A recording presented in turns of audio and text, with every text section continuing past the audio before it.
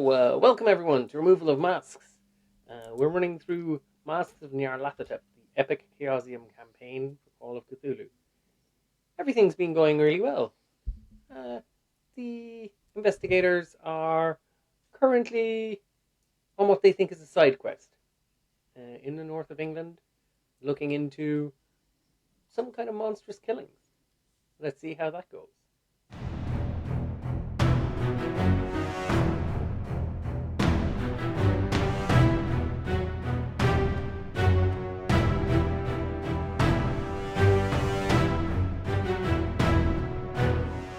Talk among yourselves, in or out of character. Has anyone else got their backup character ready yet? I'm the teacher's pet over here. I've done mine. No spoilers, but is it somebody we've met or mentioned? Not yet. No, it's a Loveday friend. It is not a werewolf. You didn't go with the Valentine connection. That's character 3. I'd already had this guy lined up, so yeah. And actually, Guy had a very good idea for her. But, so we're planning. Excited to run. Cool. We're planning for the part of the game where we go through a character in every episode, and you need 5 backup characters because we're all gonna start dying like flies. Yeah, it's on my to-do list to make a big Your list of rolls characters. are still in the chat window in Roll20, and I see an age roll for 86. Yes. 86. Guy was like, you can roll for age if you want to. And I was like, yeah, I'll give it a shot. Here's an And then I was example. like, And I rolled an 86. Yeah. Ellie went, I don't think so. yeah, no, thank you. It's a D75 Just plus 14. So you can be as young as 15 or as old as 89. I think I will. Say, if you were rolling between like 15 and 60, that would feel like, an interesting roll. But if there's a chance that you're going to get someone in their 80s, it's just like, okay, well, that person's dead in 2 minutes in a world like this. They're not going to survive a zombie attack. I don't want to again be griping 770 griping, because I absolutely love Call of Cthulhu 70. I think there's so much in it that's better than the older edition. However, one thing that frustrates me a little bit is in the older editions of Call of Cthulhu, the older your character got, the more your education increased linearly, proportionally. You got an extra, I think it was an extra D10 education, or no, an extra 1 point of education for every 10 years of age, which is brilliant. Like, and so your education went up above 20, which now would be equivalent of over 100%. But now they've changed it so that every so many years of aging, you get a chance.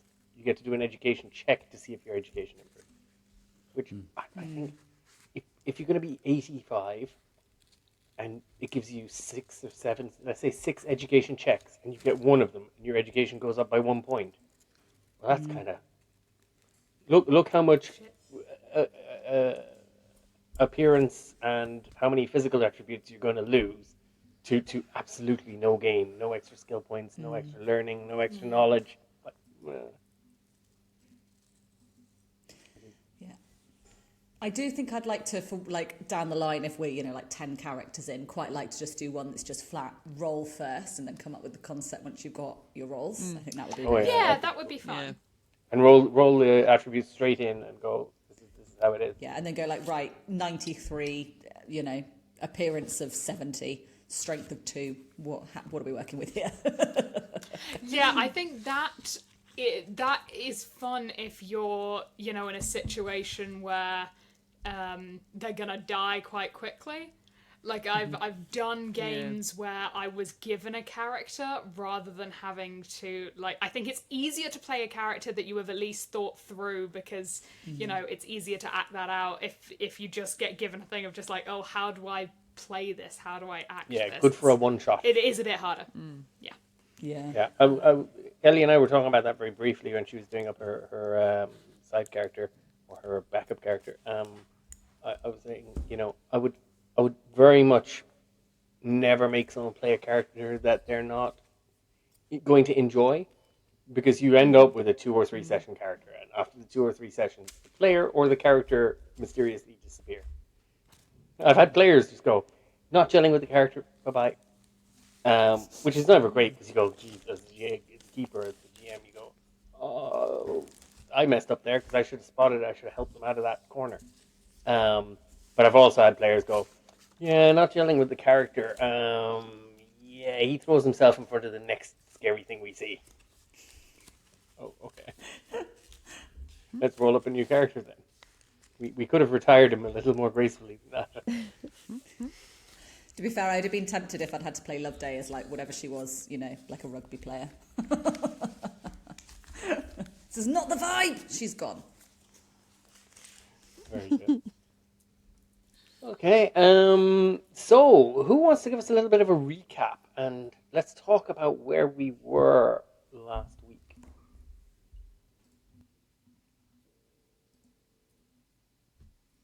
I'll get the ball rolling because, not to lift the curtain too much or anything, but it's more than a week ago. So we were in Lesser Edale.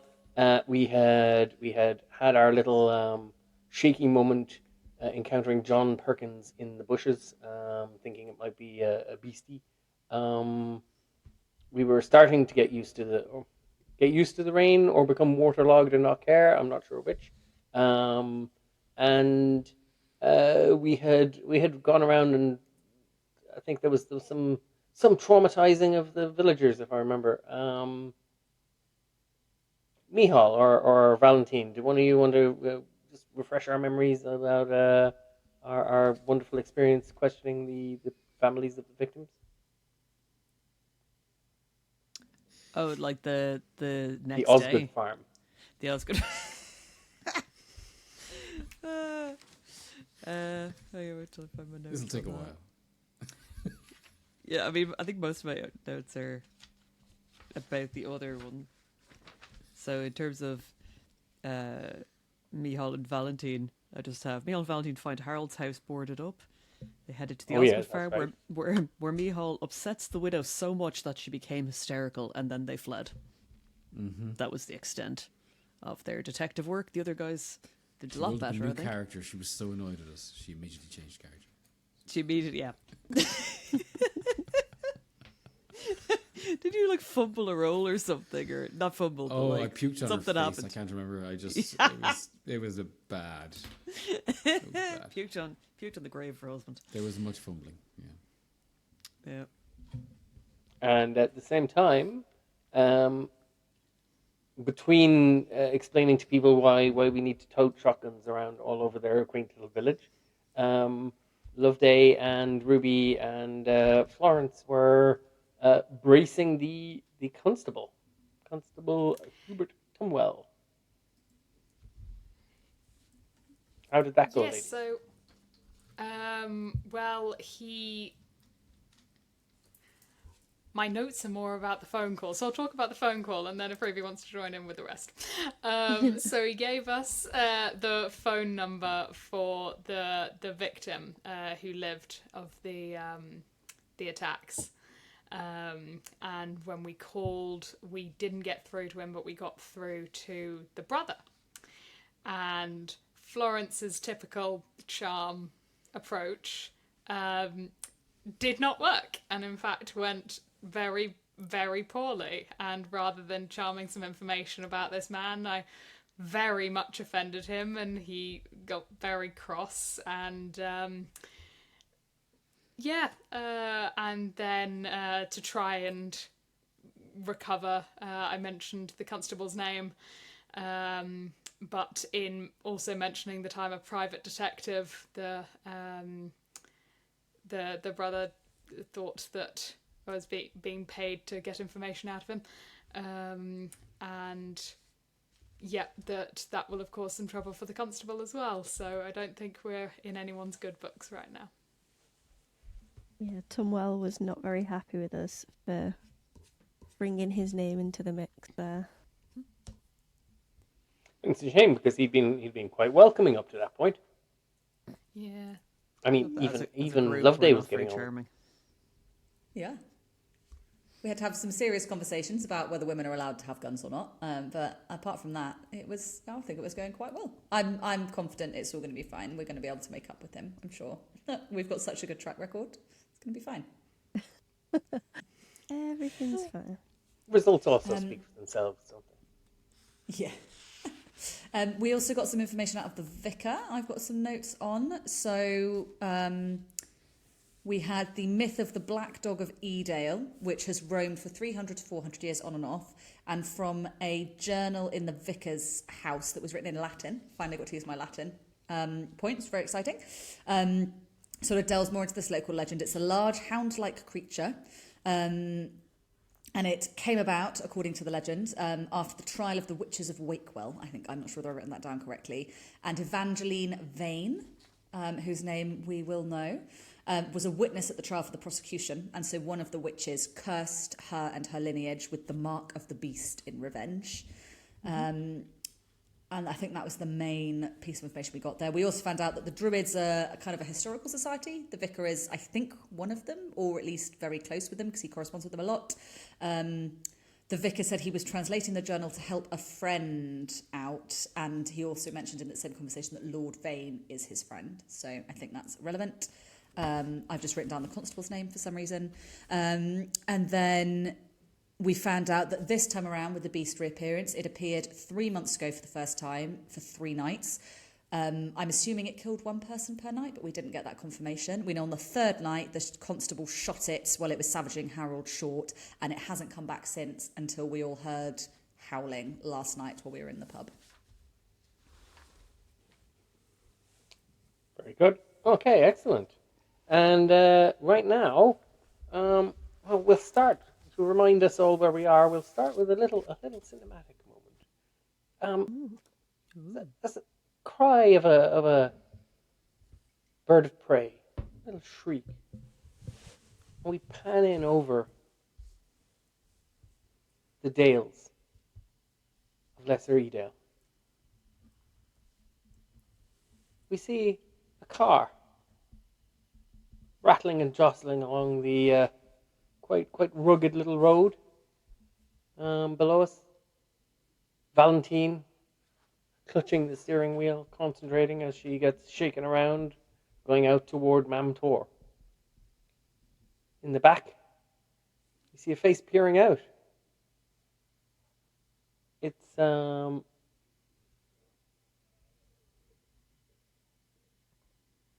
one of the villagers. Mick is up front, giving directions.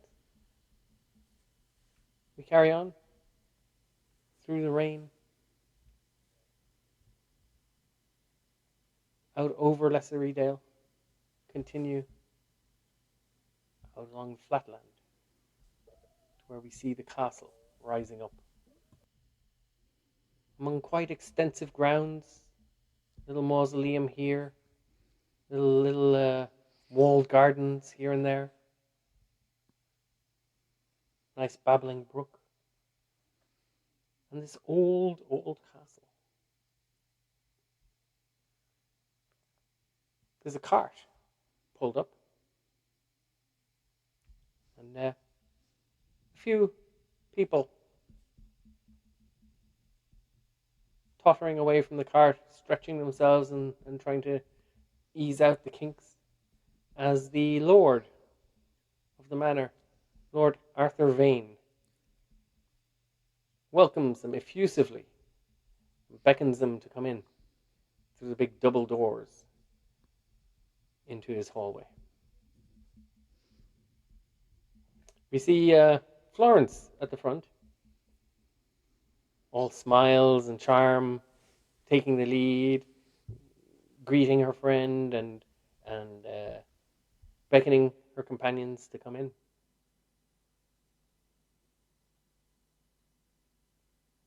We carry on.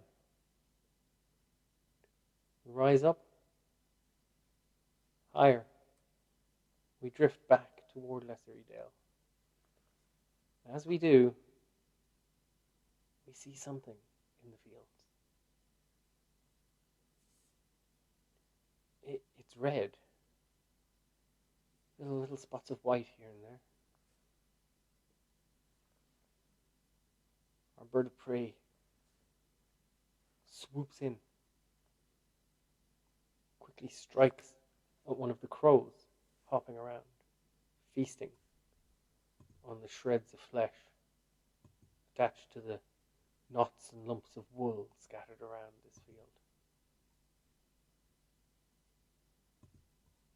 Our kite flies off happy with its kill, leaving the carnage behind.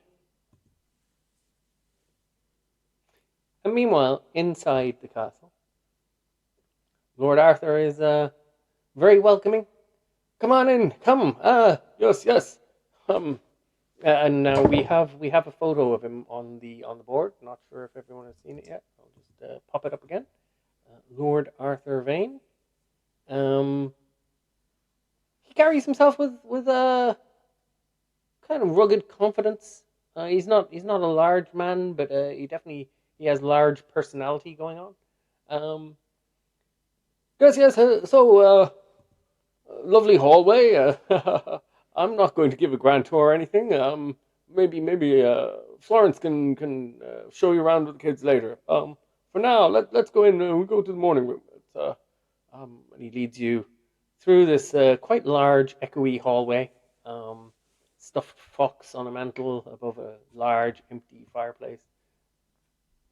Huge pike in glass on one of the walls. A stained glass at the back showing some old family member or some kind of scene with a religious figure and someone beside the crest of the Vane family. He just leads you past all of this and on through down a little dark corridor into a morning room at the front of the house. Inside, you see a young man who you might recognize from the night before, Ruby. Maybe Ruby and Valentine would recognize. No, sorry, Ruby and Loveday would recognize Lawrence Vane, as you were both there in the bar. Florence, you recognize Larry, even though he's a couple of years older than the last time you saw him. He looks up. Oh, Florence, you're here, and your friends. Yes. Good to see you again, Larry. This is Ruby and Loveday. Hello. We've met before. Good to see you. Hi. again. You have. Last night. That's Yes, right. yes, I had a good chat with your friends last night, Florence. You've been telling me all sorts of stories about the shenanigans you've been getting up to. How lovely. He gives a kind of playful smile, and you guess that's some light ribbing. Not he's not trying to drop your friends in it or anything. Well, yes. Have a seat. Anybody want a cup of tea or anything before lunch? Tea would be lovely. Eloise will be down in a moment. She's just getting herself ready. He gives a little kind of indulgent smile. Lovely. He would be great. Thank you. So you're hunting in there, I hear. Yes, that's what our friends are doing this afternoon. Larry raises one eyebrow. Oh. Anything particular you're hunting for? Anything that should be getting kept safe? Oh, nothing like that. Don't worry. So just some nice hikes with shotguns. Is that it? See the area? Right. Oh, okay, very nice. You're showing off the. Well, would you not have gone anywhere close at home, Florence? If you wanted to show them somewhere nice. Well, it's very nice around here. Oh. I know the place. I could give the tour. He flinches as his father kicks him on the way past. Sorry, Florence. Anyway, so yes. How are you finding Lesser Edale? It's lovely. So far, so good. Terribly quaint. Very good. Okay. Yes, there is not a lot to see. This is what kind of baffled me a little when Florence said she was bringing friends up to look around Lesser Edale. But I suppose everyone has their opportunities to different tastes. Well, one gets tired of the busyness of London after a while and wanting to see more of the countryside. Yes. What business are you in, by the way? Not you, Florence, of course. But your two lovely friends. What business are you ladies in? Are you working ladies, or are you?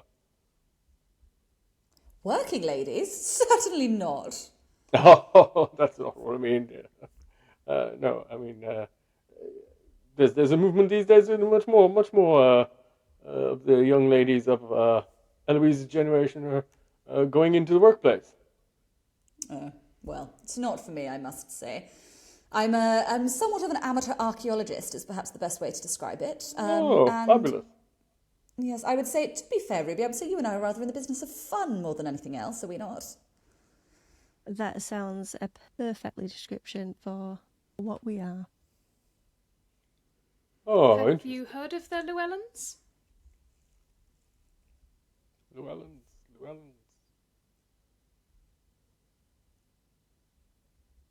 You say this as if it's a name I should know, Florence. Perhaps not. We this isn't Llewellyn Manufacturing, is it?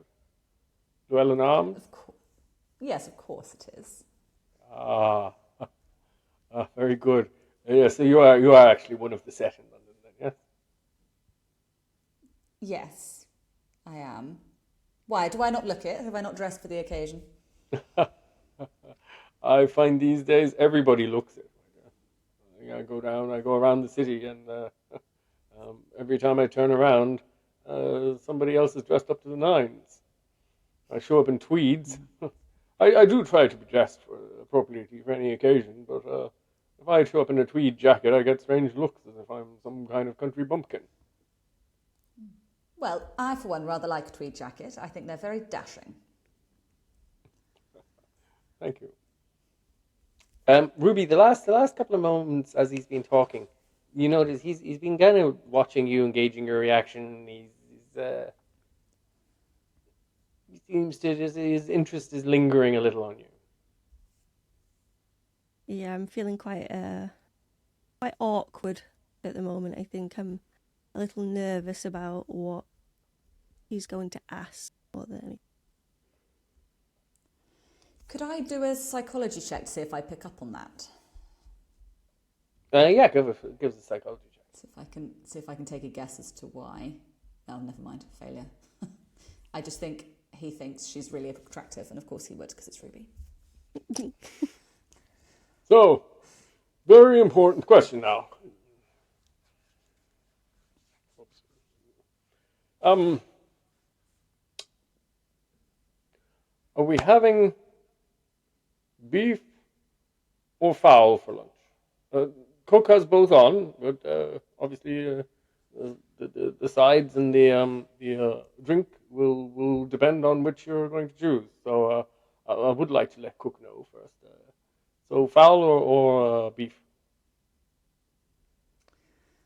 Well, I'm a fowl sort of girl, personally. What about you, ladies? Fowl sounds lovely. Yeah, count me in. Very good. I shall indulge in some beef then. Larry gives a nod and a smile. Very good. And Eloise will probably go for fowl as well. I'll ask her. Oh, here she is. And young Eloise Vane strides into the room. She, as I say, strides. She doesn't glide. She's not a dainty girl. Very good looking. Quite pretty. Blonde hair, blue eyes. She's tall. A little gangly. Look of youthful innocence in her eyes. And her eyes light up as she walks in and sees Florence. And she practically runs across the morning room.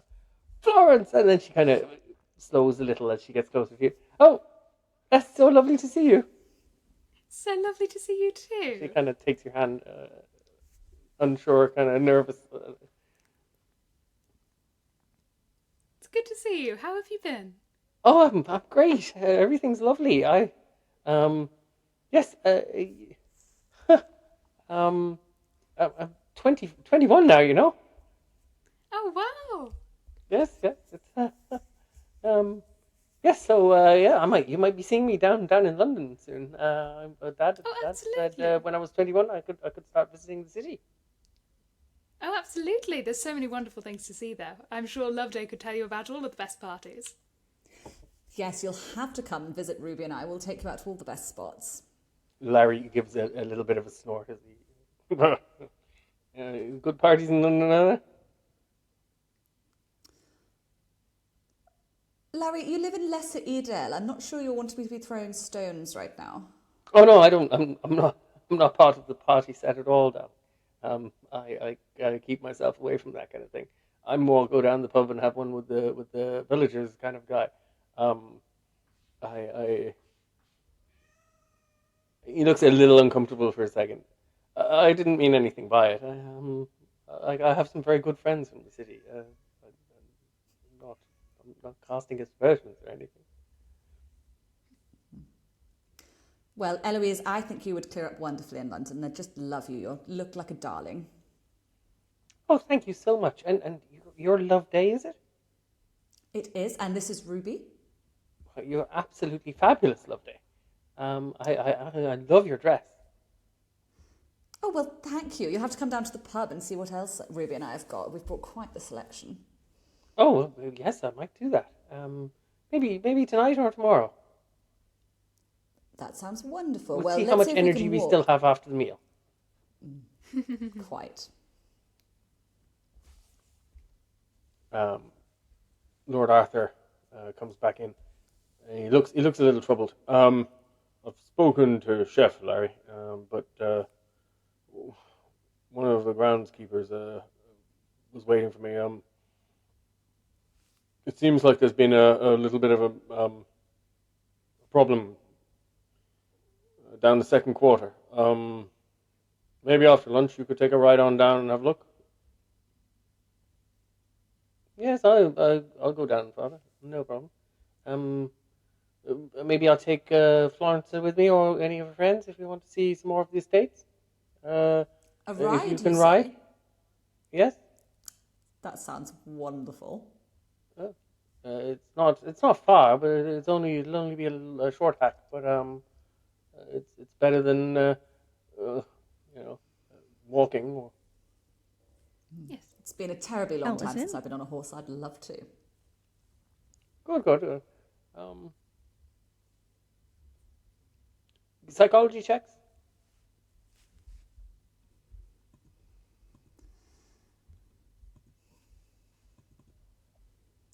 Failure for me. Oh, Oh, extreme success. Ruby. Let's Um, go. So Ruby, just Ruby, Success. you pick up that Lord Arthur got a bit of a funny look when Larry said he was going to take some of you down to with him. He did not seem hugely enthused by the idea,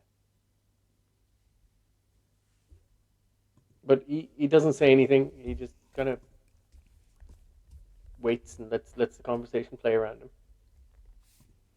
So I'm certainly not going to be going down and riding out among the muck and the rain. But I was thinking of maybe one of you might want to have a chat with me, or we could spend some time. Of course. I'd love to talk about anything to do with the city. You could give me any kind of gossip or any kind of interesting stories about the parties and things like that. Lord Arthur laughs. Ah, yes, Eloise. Always keen to get the latest gossip about what's going on where you can't go, right?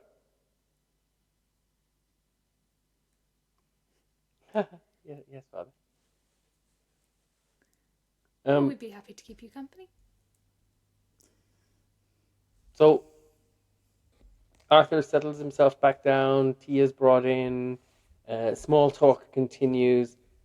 Larry seems a little uncomfortable now, Ruby. He seems to have picked up on his dad's annoyance as well. So he kind of is a little cautious in what he's saying. You're not sure if he knows what he did wrong, but he's definitely Feeling like he's been aware scolded. that he's been reprimanded silently. Meanwhile, as this tea continues and you wait for lunch to be ready, let's see how we're getting on with old Ernie Wallop up on the Dales. He's been looking out the back window and peering around, and he's like, no, not that way, not that way. Okay, you probably need to turn around somewhere. There's a gate you can pull in, turn around. You should have taken a fork there. That wasn't a fork, Valentine. That was like an animal track or something off into the field. So yeah, it's up to you if you want to back up, turn around, and see if you can get up the animal track, or if you think it's better to walk from here. This does not appear to be a road. Is it better on foot from here? Because surely I this do is not want to care. big yuck of a thing could get up through there, wouldn't it? It's got big old wheels on it. It should be fine, shouldn't it? Well, only you know what is up this trail, and it's It's clear all the way. I'll be fine. It's clear all the way up. It seems quite muddy, and it was raining an awful lot yesterday. Well, if you think your driving's not up to it, we'll walk. Well, fair enough. You seemed like a pretty good driver for a bit. It is more about modern technology than my driving abilities, and you have not told us yet how far it is that we're going. Well, I don't know what you want to see. You wanted me to bring you up in the hills and look at Mamtor. This is Mamtor up here. Okay, well, we can't drive all the way up the mountain, so at some point we will have to walk. Mihal, what is your opinion? Is there anywhere within walking distance, Ernie, that's worth a look? Well, some stuff up on Mamtor. I hope if we know what kind of things you want to look at. I mean, The spookiest stuff you have. oh, like that. Yeah, like if you were looking to hunt the black dog of Edale from 300 years ago, where would you go? Well, if I was looking to hunt the black dog of Edale, I'd be getting my head checked. There's a big, that was a big hound. It was a working dog of the last squire of the village that were. He used to howl for 3 days and 3 nights after its master died. But yeah, I wouldn't be going anywhere near the black dog of Edale. All right, we won't do that, but where's the best place to go? Come on now. Somewhere interesting. Yeah, come on, we'll go up to the top of the tor then. There's a burial mound up there. Sounds good. They're thousands of years old. More than 3,000 years old. Right. Impressive. All right. Bring in shotguns. Oh yeah. Yeah.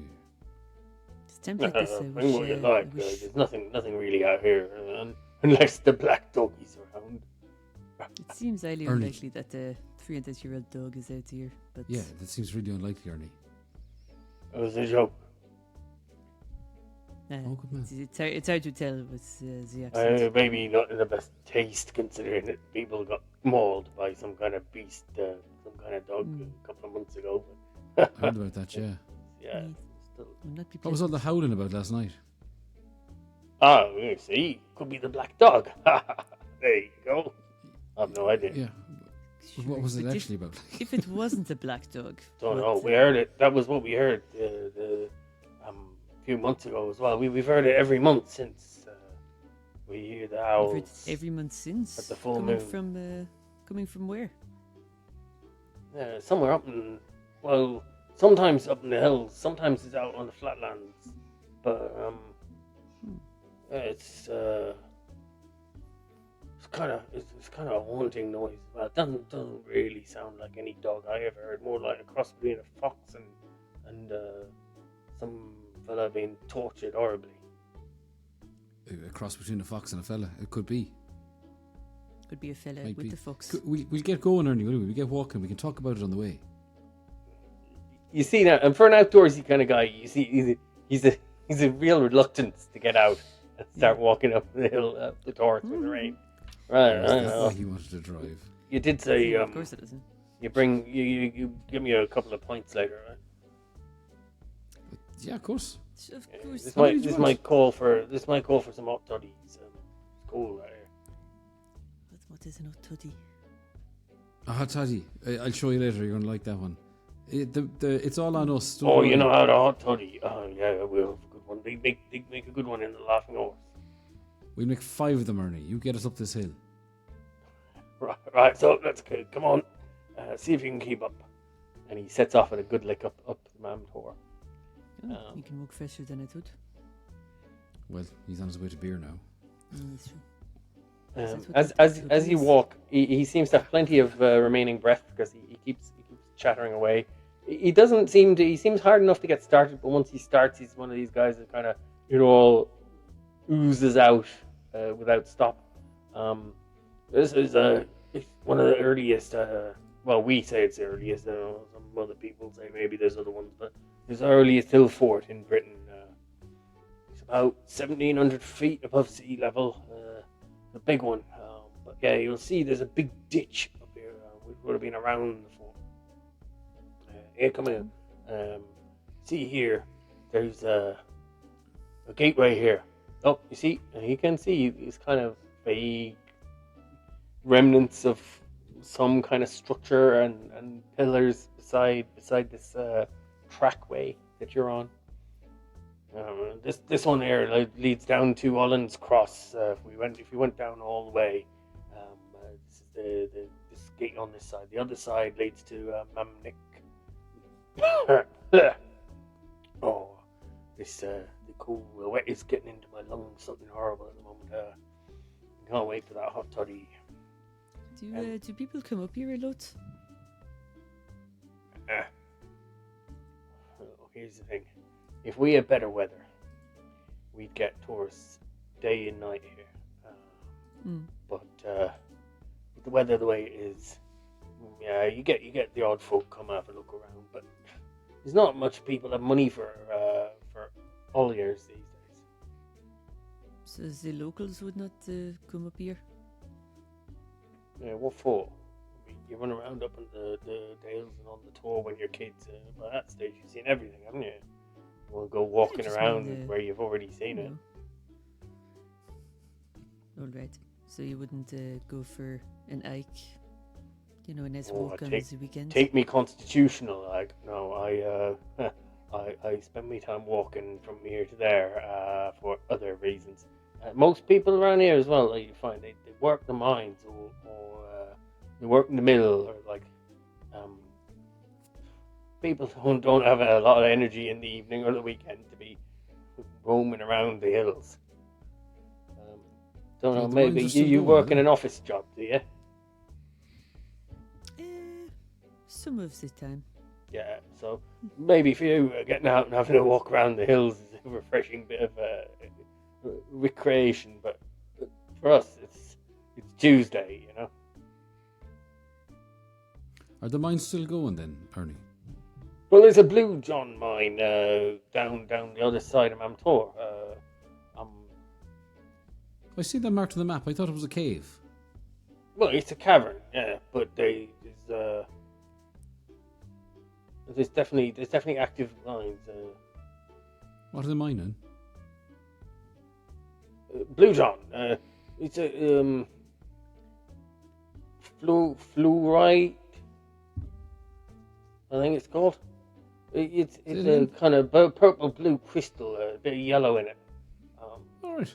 It's they don't have it anywhere else in the world. It's only here in our dales.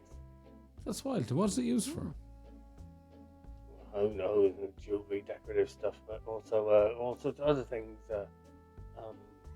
But it is. It makes our area pretty special. Well, if there's one place you can get it, very special. Yeah.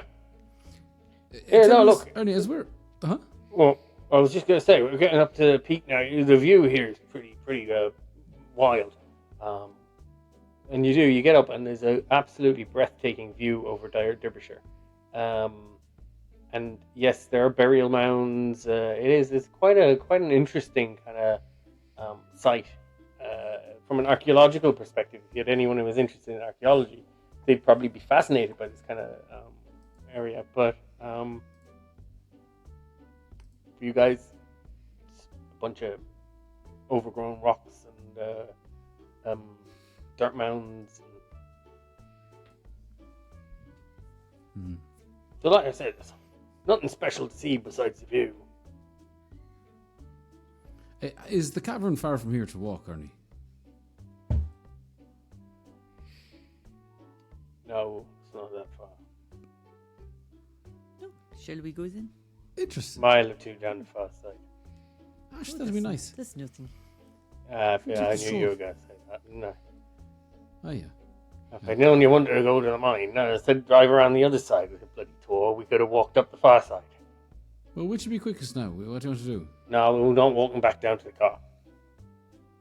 Well, one way or another, I think we're walking back down to the car. No, we go in round an the hour's wall. time. All right, okay. We go Well, back you- down, drive around, go back Ernie, again. do me a favour, will you? Yeah. Keep an eye out as we're reckoning. I know you're in the tracking business. You keep a little eye out now. And if you see anything unusual or untoward, you let us know. We're interested in the wildlife as well, you know. Like what? Well, sure, wasn't there the big howls last night? If you spot anything that left a track that might have made a howl like that. Must be something unusual, like a really big fox or something. We'll keep my eye out for anything unusual. Will do.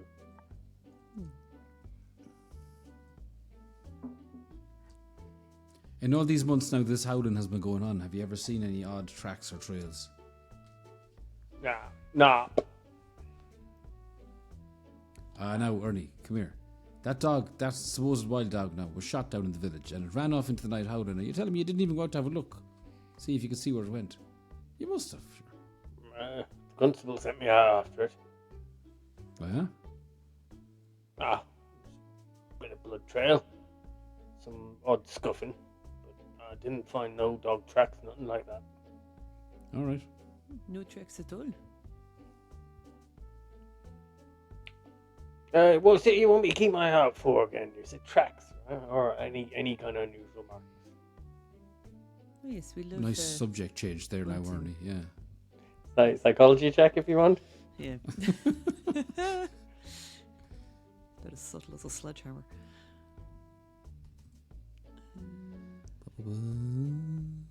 That's a failure for me. Failure doesn't necessarily mean you don't pick up on it. It just means maybe you don't kind of understand or get the motivation behind it. But yeah, you do see very clearly that was a right turn in conversation.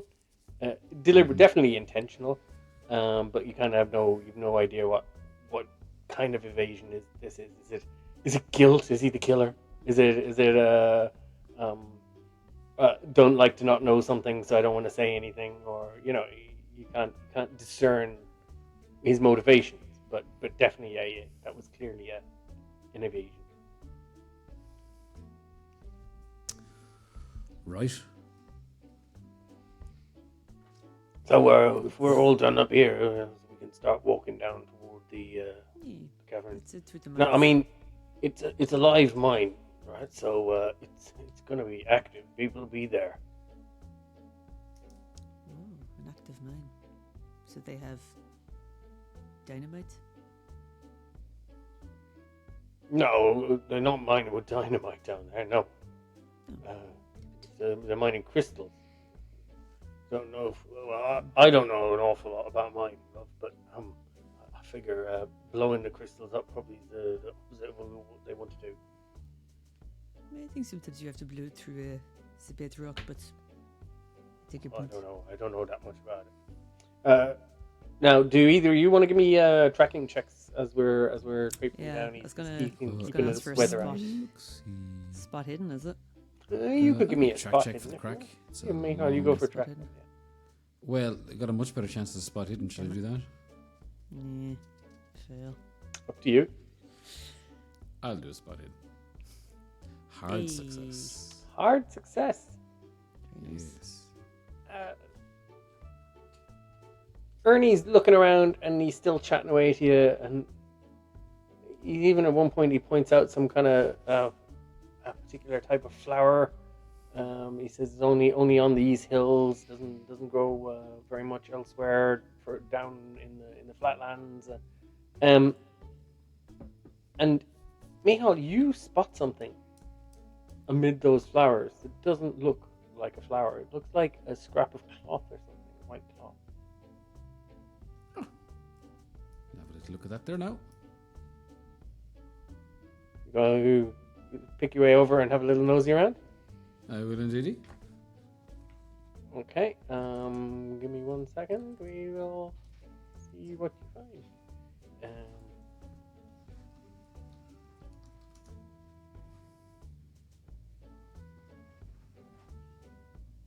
Okay, so you find it's a scrap of white cloth, kind of lacy, but it looks like it's been outside for a long time. It's not fresh.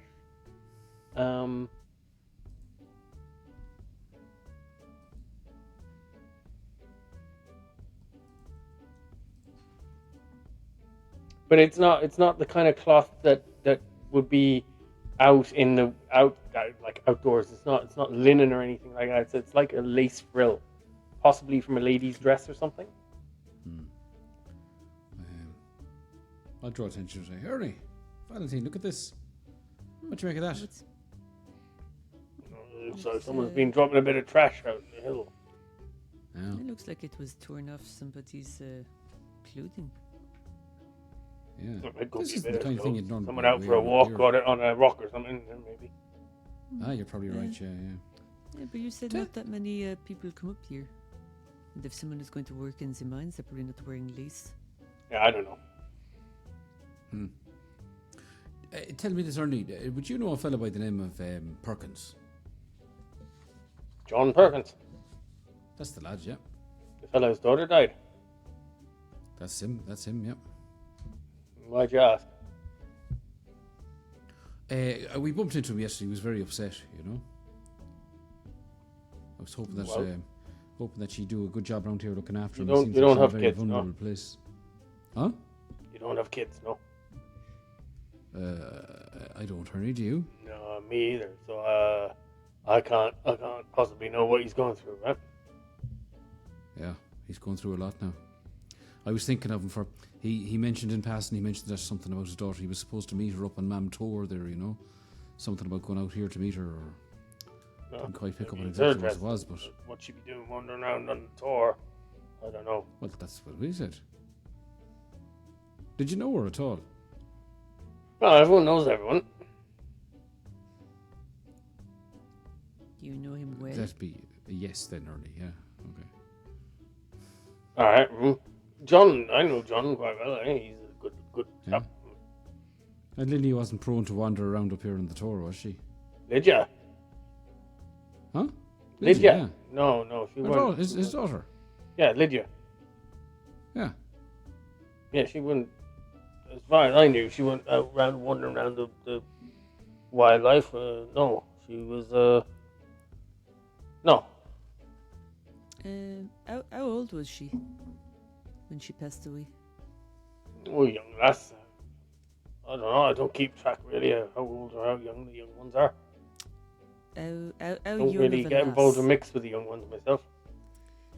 When you say young one, is that like a child or an adult? No. She were grown. Okay. Did she have a job?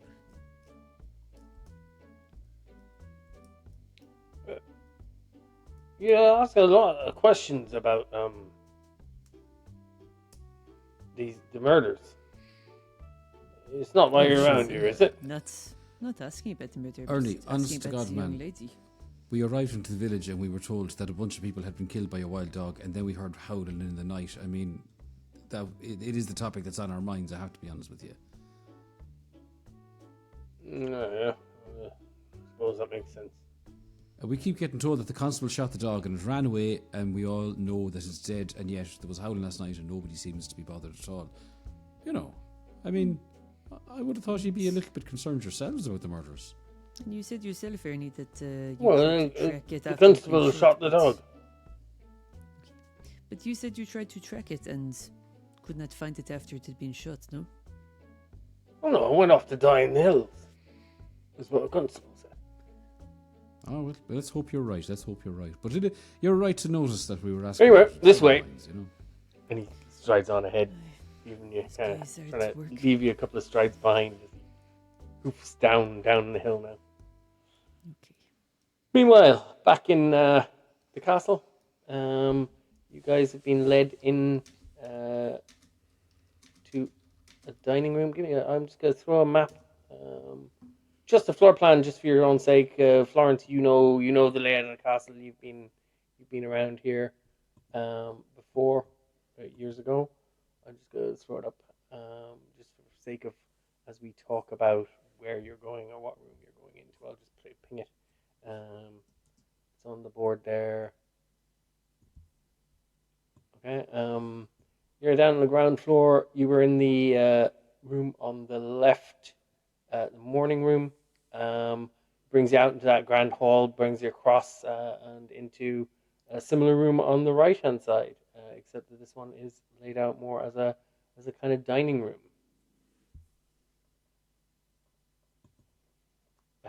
There's no fancy spread. It's not like they're throwing a dinner party or anything like that. But definitely the sorry, when I say the back, I mean on the right. I mean the room at the back on the right, looking out over the gardens. The room at the front is more like kind of a study area. Can I, while we're starting to sort of settle down and eat, can I try and sit myself down next to Eloise to talk to her? Yeah, you take a seat by Eloise, of course. Perfect. I'm just going to try. She is maneuvered to position herself beside Ruby, so you take the seat on her other side. Larry just kind like of to try sort of as. Sorry. Go ahead. So it's like to try to sort of draw her into a quieter conversation, but once the other conversations are going, so no one is likely to be listening in from her family. Okay. Larry has he's kind of obviously picked up that Eloise is trying to get to know the two ladies better, so he kind of gave his dad a bit of a look and took a seat beside you, Florence, and his dad's up at the head of the table now. So, Florence, your friends were telling me you had been traveling a bit? Yes, we went to. We've spent a bit of time in New York recently. Yes, good to Well, travel. how did you like that? Good to see the world. Oh, it's a beautiful city. So many wonderful sights. Yes, it was. I think they're very modern over there, very liberal with their thinking. Yes. Quite different to here. Yes, it's quite different. Quite different. Lord Vane gives a bit of a impatient grunt up at the top of the table. There's a difference between liberal and forward thinking. They're not necessarily the same thing, Larry.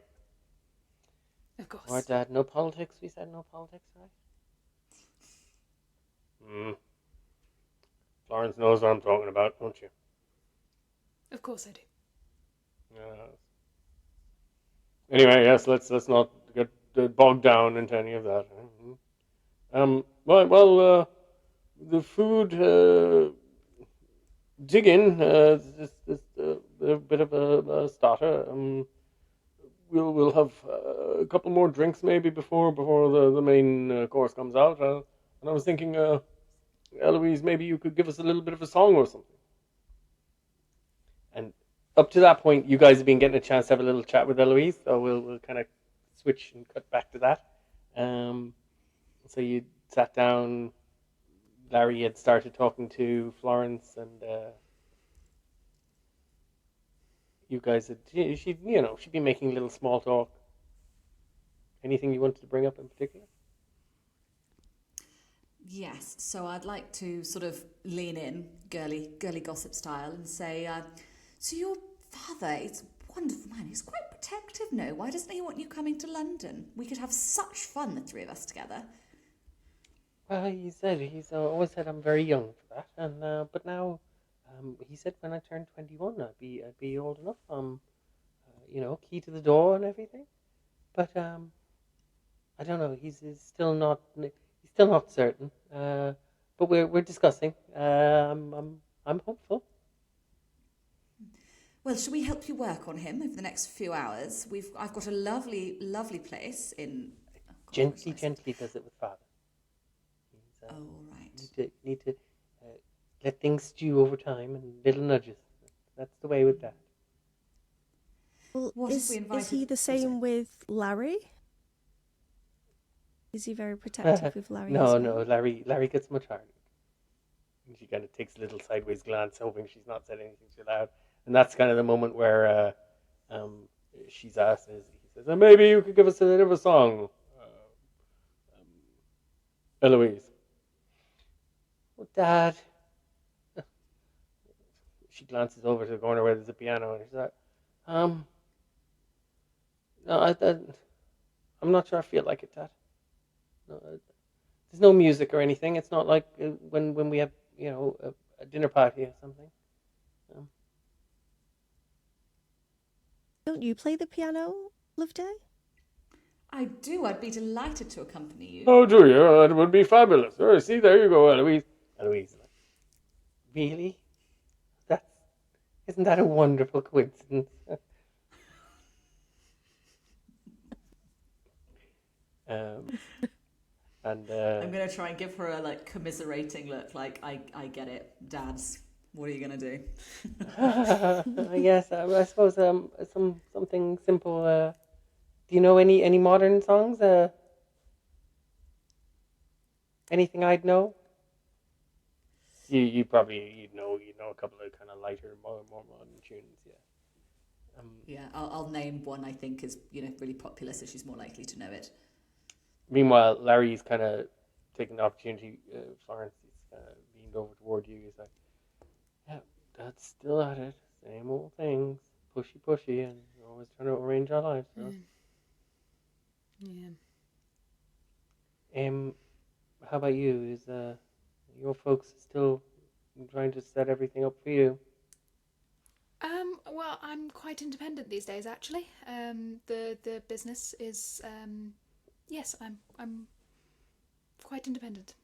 Well, lucky you. I'm still expected to make an heir. Yes, well, we'll have our ways out of those problems. Yeah.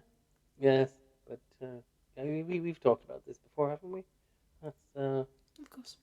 furthest thing from my. And he kind of looks back. Anyway, oh, I think Eloise is going to give us a song. Yes, that should be lovely. Can I do a listen check to see if I overheard any of that? Go on ahead. Earwigging going on as you're having one conversation, listening in another. Go for it. Yeah, I'm very good at that. Spend a lot of time at dinner parties. 3 conversations being observed at the same time. Failure, never mind. Don't want to push a roll or spend some luck? I could always we try didn't- and do a listen. I think my I don't have listen's- enough luck. Yeah, you give it a go, Ruby. Oh, there we go. Success. It might end up giving us something. Wow, Ruby's super observant on listening in party situations. She always picks things up. 89 versus 89. Make sure to tick that. And yes, you do. You hear Larry. You pick up a good little bit of what he was just talking about with Florence, and you pick up his little throwaway at the end that it's the furthest thing from his mind, or whatever it was he was muttering. And Eloise is kind of, okay, Loveday, if you want to maybe lead me in, I'll pick up the tune. I'm going to have to do a piano check, aren't I? Christ. If you want. Success, thank God. That's Tinkle, fun. tinkle, tinkle, tinkle. Beautiful music, lovely, playing away fantastically. Larry is looking over Florence like, your friend has some skill. Mm-hmm. And Eloise does join in. Let me see. Sing. Yeah, she sits down beside you, Loveday, and starts to sing along. It's not quite on key. She's singing nicely. She's got a lovely voice, but it's a tiny bit off. And she kind of gives you a little nudge with her hip and gets you to slide over a little bit at the key, the piano. And she kind of joins in and starts accompanying you, trying to play with you. And she kind of picks up the tune pretty quickly on the piano. And then her voice comes in along with it, and she kind of gets back into the flow. And then it's lovely. It sounds really nice. And so the two of you kind of play along four-handed for a couple of minutes, and Arthur is saying, "Oh, it's fabulous, lovely to see. Oh my goodness, talented friends you have here, Florence. Should have brought them up to visit sooner." Oh, absolutely. Yeah. Very As we're talented. playing, can I have a little look at her hands and see if there's any sign there that's like, I don't know, there's like dirt under the fingernails, like anything that would give us a clue that this is Beautiful, soft hands, elegant fingers, long fingers. She's like I said, quite tall, slender. Perfectly manicured fingernails, soft skin. The consummate young lady's hands.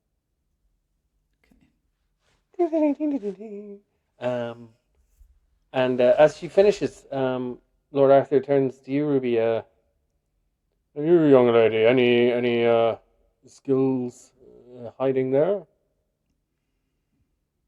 I mean, I'm a bit of a dancer, but other than that, drinking is probably my next best skill. Huh? Not drinking so much you can't remember what happens on a night out, I hope. Obviously not. No, that doesn't happen with me. Good. Just, I don't know if Florence has told you, but she's asked me to speak up for you with one of my peers. One of How did that fellow go? peers in the House of Lords. Well, I had an initial phone conversation with him. Okay. He seems somewhat shaky on the whole thing. Seemed very surprised that it was coming back up. Doesn't seem to have a very clear memory of the night at all. And wasn't able to tell me the name Anna Francis.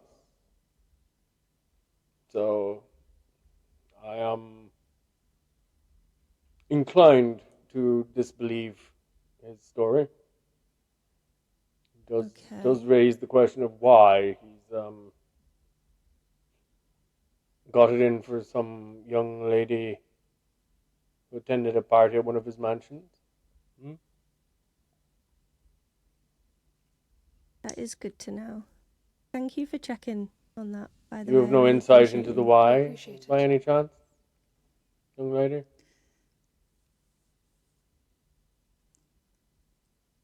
I mean, I have an idea. Ruby, you know what I'm going to ask you for. Yeah, I know.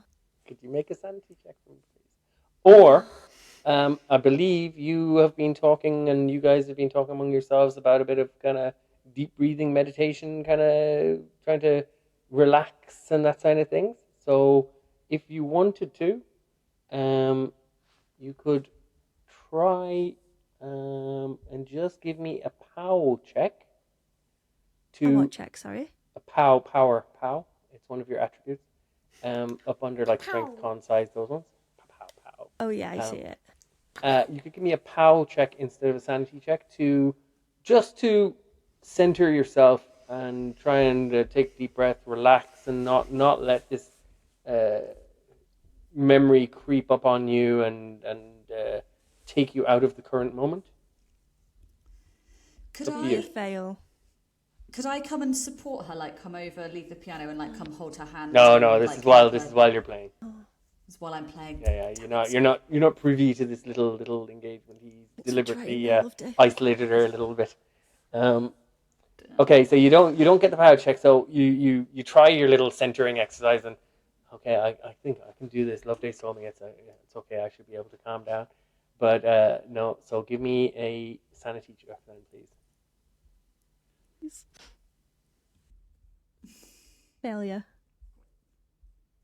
Roll a d10 for me, Loveday, please. Ruby, please.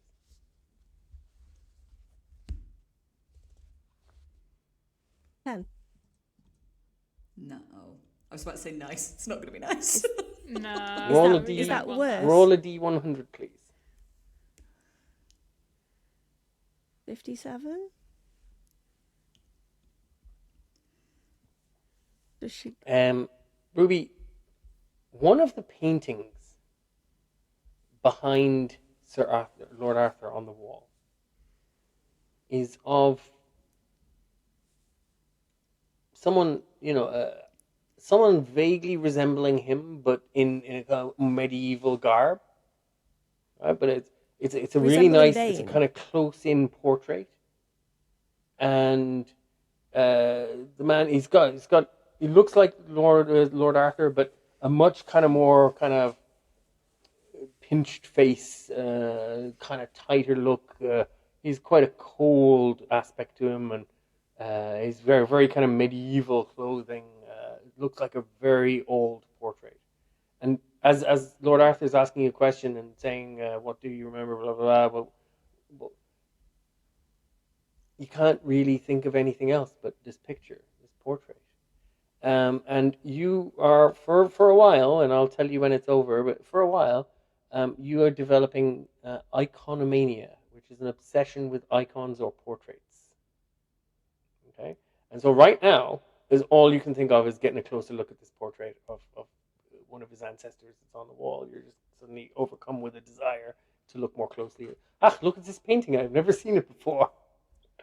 So do I slowly walk over to the painting? If you want, or you could just point at it and ask, and just change the subject. And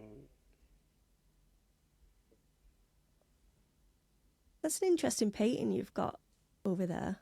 oh, Arthur. he looks a bit taken Do aback. you mind if I second. take a closer look?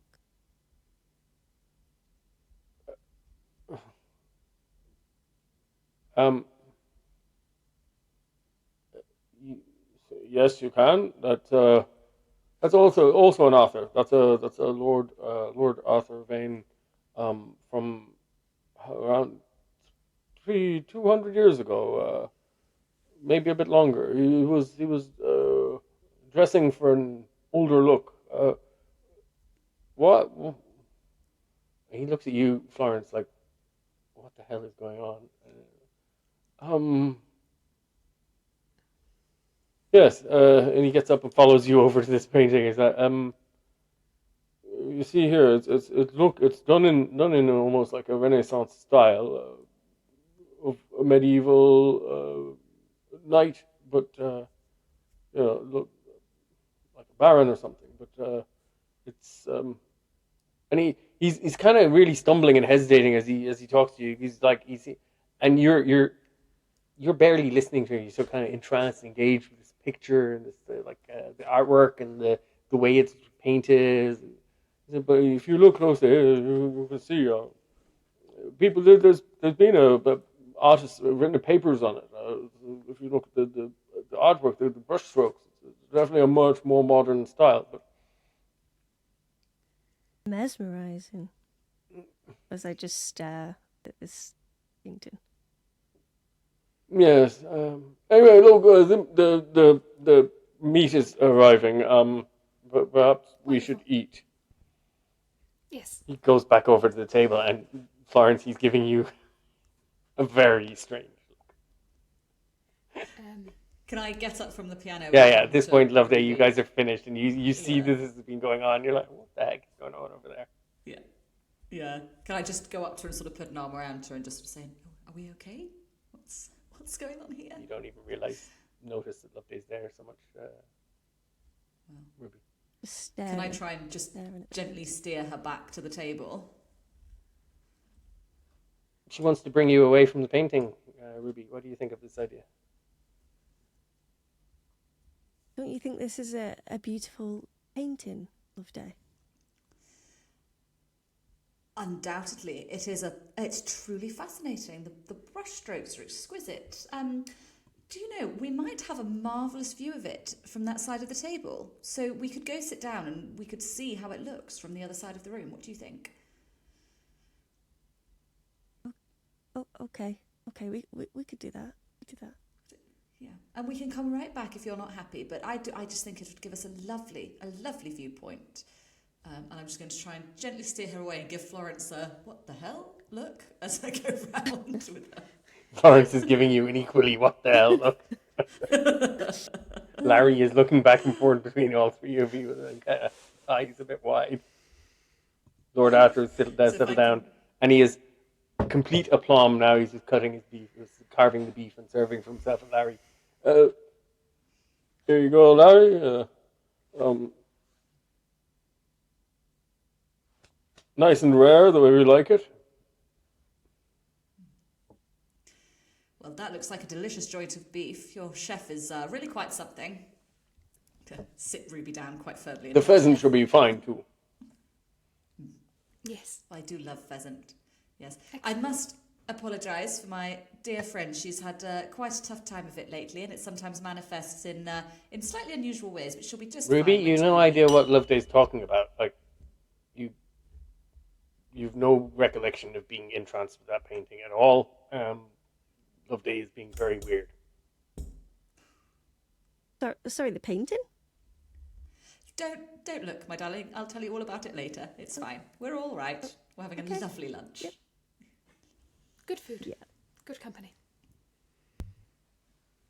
Okay, and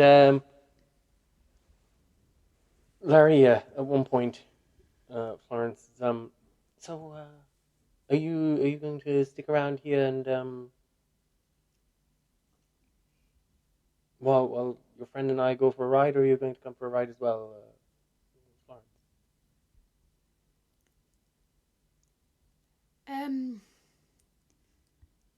Well, we shouldn't leave. I might not want to leave dear Ruby without anyone at this point. That might So be. I may. Yes. Is she quite all right? Is she? No, She's fine. do I hear sorry. this or no? Yes, but listen, 89, you probably hear what they're kind of having a quiet little aside among themselves on the other side of the table. But yeah, you pick it up. Yeah, I'm okay. I'm fine. I'm fine. Oh, yes. Want to go for a ride?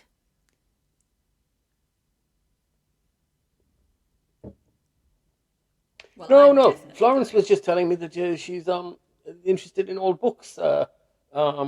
Developed a bit of a passion for them. She might stay and have a little look in the library. It gives you a little kick under the table. Yes. A look around. Lovely chat. Catch Oh, up with really? Eloise. You're into old books now, Florence, are you? Yes, I'm always been a big reader. You know, education's very important for a young lady. So Interesting. yes. Well, our library is, I suppose, open to you. Thank you. Most Yes. appreciated. Is your friend Ruby? He looks at you, Ruby. Are you also into old books, are you? Not so much myself, no. But Ruby's going to talk to me about the latest fashions in London, Papa. Oh, yes. Sure. Okay, very good. I seem to be losing the run of this this afternoon entirely. I suppose I shall retire to my study and get some work done then. Maybe make some phone calls. Yes, look at you, Ruby, again. Yes. Thanks again. Most Could I- appreciated for would your hospitality.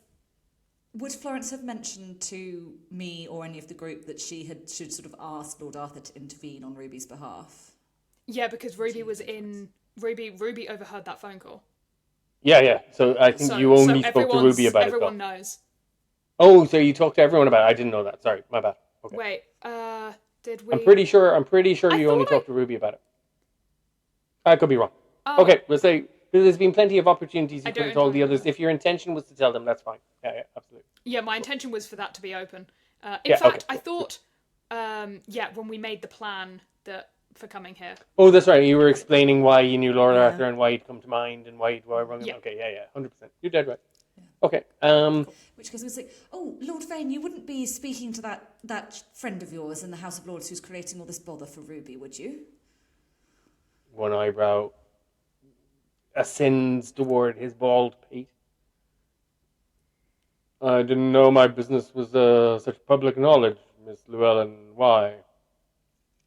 Forgive me, I'm not trying to pry into your business, my lord. I'm very much intrigued with Ruby's business. She is one of my very dearest friends in the world, and Surely I'm just that's worried Ruby's about her. business. Well, it is, and as her friend, I believe it's my business to defend her. And I'd just like to say, I shan't try and push you either way, but for what my word is worth, as Llewellyn, I would ask you Yeah. to trust her. Thank you, Loveday. Anyway, thank you for your We word, appreciate Llewellyn. I think I've had a sufficiency. I'm going to retire to the study. You children enjoy yourselves. Larry, don't be out until dark, yes? Oh, no doubt. Of course, we'll be back in an hour or so, I'd say. Very good. And he retires, quite visibly disgruntled. Meanwhile, Have that effect on people. up on the tour, Mihal and Valentine, you have descended the far side of Mamtor, and your companion brings you over to what looks like initially it just looks like a little area where there's a couple of cars parked. Wait, is it a weekday?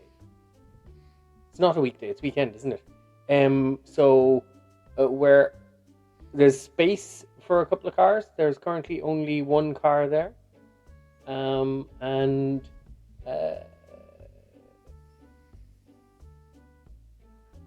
besides that, there is very little else to give any kind of interest to this area until you kind of come around side of an outcropping, and there is a strange cavern, and you realize that it's the rock that this cavern goes into is a different kind of rock. It looks like it might be something kind of softer rock, maybe.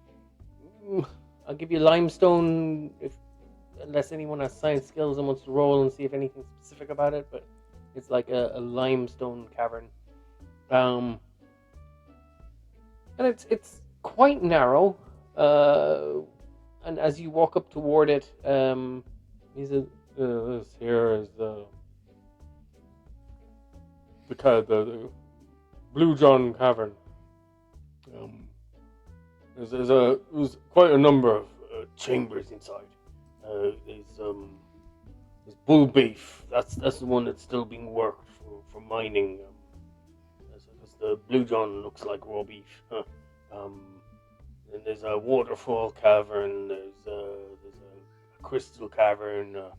But there's even Lord Mulgrave's dining room. But there's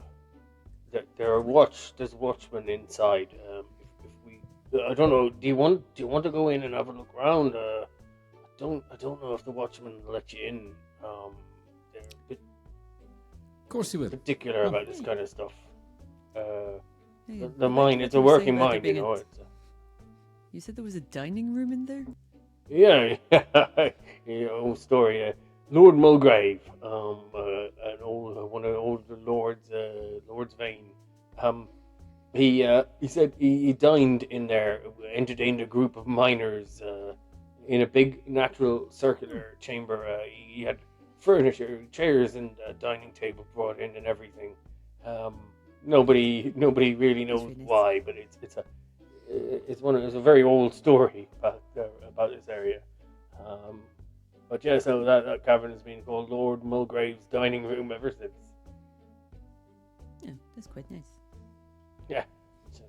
But yeah, so anyway, there's loads of interesting character around this kind of the caverns. But you sure you want to try and go in? He kind of looks uncomfortable a Might as bit. well. You don't seem too happy about it, Ernie. What's up? Look, now we're here. You're just gonna get in hassle and like send it away. You know, I'll probably get an earful for bringing you around to disturb the minds. No, we're not going to Disturb, disturb so anyone. So nothing going safety on. concerns and like. I mean, we're not going to go all the way down into the mines. Just having a quick look. Well, okay. We can. I suppose I'll come in with you.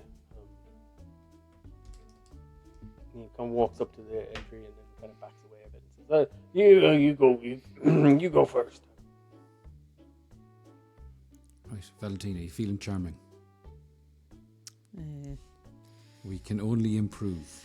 I will give it a go. Although I really feel charming. So you walk on in down this. Yeah. I'm just going to attempt to charm again. No. Well, wait till we get to him not. before we charm him. I was thinking of the Watchman. Oh, I thought you were talking about Oh, Ernie. yeah, fucking Ernie. Ernie's been a pain in the hole. Let's leave Ernie here. Okay. I don't have a cabbage to leave with. My calling card. So you go. You go in. You walk on down. About probably 30, 40 feet of cavern of kind of passageway almost. You notice there's no tracks or anything like rail tracks, but there's like the clear ruts where carts are drawn up and down out of this through this passage. And as you get down into the first kind of area where it opens out a little, sure enough, there's a couple of guys sitting there. They've got a small table, couple of stools. They've got a little lantern on the table. They're having a chat, and you see they've got a deck of cards. They're playing some card game or something like that. And they look up as you come in, and there's a clear shock there. It's like, obviously this is what they're here for, but at the same time, it's like, oh my god, someone's actually come into the cave. What you doing? Hello there. Ernie Wallop brought us up from the village. We're staying in the village. We're friends I of didn't Lord- bring them up. They wanted to come see. Oh, Ernie, I thought you were outside, for fuck's sake. No, I just didn't want to go first. I don't really like. The Well, Ernie, tight technically spaces. you did indeed bring us up. Now, hello. We're staying in the village with some friends of ours who are friends of Lord Vane, and it was suggested... I'll just that we wait go have a look outside. at the If mines. that's okay. I really man. don't like enclosed spaces. But you enjoy the pub. That's an enclosed space. Yeah, show me the bar, and I'll stay here as long as you like. There's a dining Shuffles room. off back up the passageway. Oh, my goodness. You got old Ernie to come down in here. Good on you. You must have offered Well, him he knew we were keen to plenty see of the drink, place, right? you know. Not That's really. later, I think. It was implied. You're welcome to join us if you're down in the pub later on, lads. All right, we're down Lesser Edale. Oui. This is not your neck of the woods, no? Oh, Lesser Edale. It's all right. I'm from up Edale way. Billy is from Lesser Edale. Oh, yeah. Well, Well, they were telling us up in Esseridale that there's because we're here for a couple of days and we were wandering out of the tour there to have a look, and they said we should call down and see if you were free to show us around the mines, you know. nah. Yeah, we're not supposed to show people. We're here to stop people coming down in the mines. Ah, yeah, Why- people why coming is down that? and running around without chi, you know. And of course they did say we'd have to throw you a couple of shillings for your trouble, but you know, it didn't. Sorry, no, if we got the wrong end of the stick, did we? A couple of shillings wouldn't go astray. You want to have a look? Yes, it would be lovely. What you interested in? You want to actually see in the mine itself, or you want to go have a look around the other caverns? Both, to be honest with you. We were interested in this dining room, getting a sense of the place, and is there a lot to explore? Is there? Not really. It's for me. It's not much down here, but yeah, I'll take you, show you around. Oh, it's Well, either Caverns Billy, sound like you they'd be stay here and interesting. keep a look. Yeah. Good man, Billy. Strange noises. Okay. Right. So, this. So we go down this way. That just there's not much. There's a kind of dead end. It's some stalagmites and stalactites and stuff. It can be interesting to look at, but I don't know if you're here for that kind of look at thing. But Well, if you you go, love caves, but you lead on. yeah, if you go this way, he brings you down another quite long cart passage, which is quite obviously worked and smoothed for carts to trundle up and down. And he brings you down to quite an extensive cavern, where you can see definitely that kind of weird blue stain, blue and purple with yellow hints here and there on the walls. But again, you're seeing it's like smudgy kind of traces. It's like anywhere you're looking, is like there's hollowed out areas of the rock wall, and just kind of traces of this color. There's none of the actual crystal or any kind of actual deposit. So it looks like this crystal forms or is found in kind of little deposits, and they just mine it out. Oh yeah, this is where they get the blue John from. It's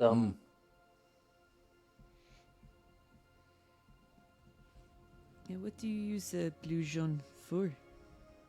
You just give me one second, miss. I'm just looking that up right now. The keeper's endless signal knowledge. down here.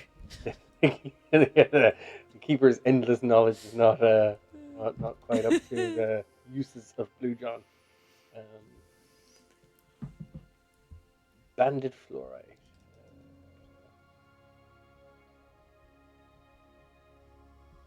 No, nothing. Nothing. It doesn't give me any extra. I thought there was a little what's it for. He tells you a couple of little minor things it's used for. It's obviously not a component of electronics or anything particularly remarkable like that, or a component of weaponry. Otherwise, it would be a much more secured mine. But crystals, I like nice jewelry, things like that. Some curatives. Some people think the crystals are for healing properties, things like that. Mainly, all this new agey stuff that's going around. All right. Yeah. You wouldn't buy into that stuff yourself, no? Mumbo jumbo, somebody heard talking to the dead or any of that. No, I'm not.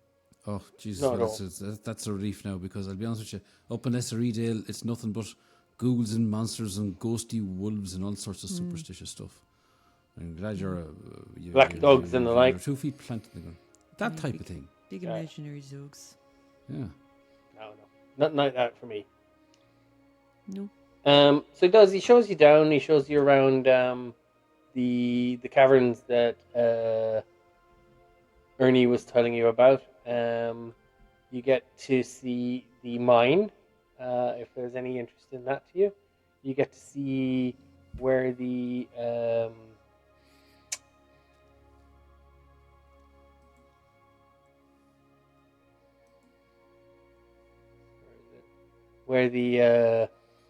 Grand Crystal Cavern is, because he tells you that's what it's called, Grand Crystal Cavern. It's kind of a big dome-shaped cavern. He says there used to be mining in here, but it was fully mined out. But then further on, we get to the more natural ones. He brings you down to one called the Waterfall Cavern, where there's an unusual formation of stalactites. It looks like a frozen waterfall.